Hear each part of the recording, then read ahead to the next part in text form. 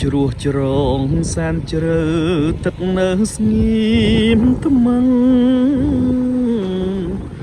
ធម្មជាតិស្ងាត់ឈឹងដាំងនាមហៅ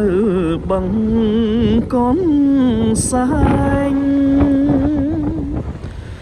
សារ៉ៃប្រលិតគៀកកយប្រឡែងថ្ងៃចោចចាំង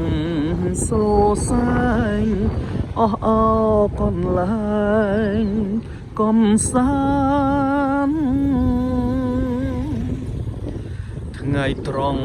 រយំសណ្ដំដួងចិត្តឃើញផ្កាប្រលិតស្រពោនក្រៀមស្វិតអោប្រាំអងទួញសាសាប់ទំនួញខកខានរំលឹកខ្ញុំ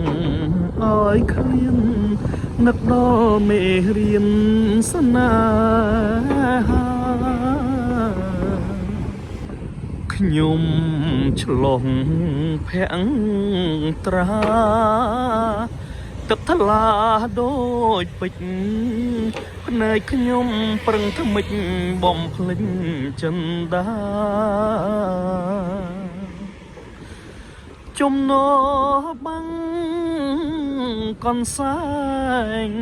ខ្សឹបថ្លែងប្រាប់ថាកំពុងថ្មដាគង្គីលិចហើយ